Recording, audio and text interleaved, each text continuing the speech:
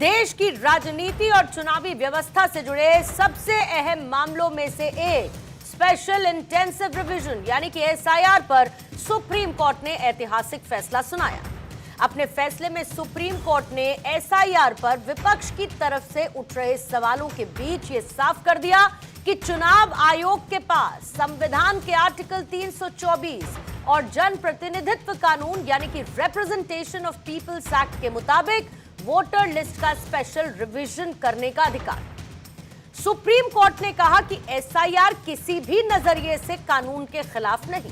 Court ने यह भी स्पष्ट किया कि सिर्फ इसीलिए किसी भी प्रोसेस को अवैध नहीं कहा जा सकता क्योंकि वो सामान्य प्रक्रिया से अलग है। सुप्रीम कोर्ट के मुताबिक चुनाव आयोग ने अपने संवैधानिक अधिकारों का इस्तेमाल किया है और याचिकाकर्ता की तरफ से उठाए गए सवाल, इस सवाल पर कि चुनाव आयोग सिर्फ रिवीजन नहीं कर रहा है, वो तो इनडायरेक्टली नागरिकता की जांच कर रहा है। सुप्रीम कोर्ट ने साफ कर दिया कि चुनाव आयोग नागरिकता का अंतिम फैसला नहीं कर सकता, लेकिन वोटर लिस्ट की शुद्धता बनाए रखने के लिए डॉक्यूमेंट्स का वेरिफिकेशन जरूर कर सकता है। कोर्ट ने माना कि यह प्रक्रिया चुनावी पारदर्शिता के लिए जरूरी है और इसे नागरिकता ट्रायल नहीं माना जा सकता। कुल मिलाकर सुप्रीम कोर्ट का आज का जो फैसला आया उसमें चुनाव आयोग को क्लीन चिट दे दी गई और कोर्ट का यह फैसला विपक्ष के लिए किसी हिट से कम नहीं, क्योंकि विपक्ष लगातार एसआईआर प्रक्रिया पर आरोप लगा रहा था। आप याद करिए, राहुल गांधी ने तो इसे लेकर बाकायदा प्रेजेंटेशन तक दी थी, लेकिन अब सुप्रीम कोर्ट के इस फैसले के बाद यह तय है कि एसआईआर पर हो रही पॉलिटिक्स पर फुल स्टॉप लगना तय। माननीय सुप्रीम कोर्ट ने कहा है कि एसआईआर की पूरी प्रक्रिया सही है। एसआईआर कराना ये इलेक्शन कमीशन का काम है और एसआईआर जो इलेक्शन कमीशन ने कराया है वो बिल्कुल ठीक कराया है। वो संविधान के अनुकूल है, रिप्रेजेंटेशन ऑफ पीपल एक्ट के अनुकूल है, जो कंडक्ट ऑफ इलेक्शन रूल है उसके अनुकूल है। जो एसआईआर के बारे में बहुत सारे अपवाद बताए गए थे, एसआईआर की बहुत सारी कमियां बताई गई थी, माननीय सुप्रीम कोर्ट ने उन कमियों को स्वीकार नहीं किया है और कहा है कि बिल्कुल इलेक्शन कमीशन ने फ्री एंड फेयर तरीके से पूरा एसआईआर किया है।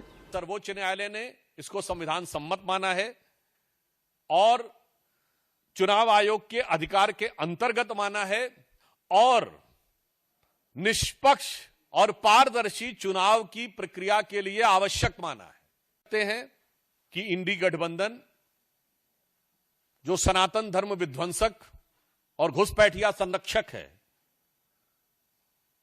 उसका वास्तविक चरित्र आज उठकर सामने आ गया है।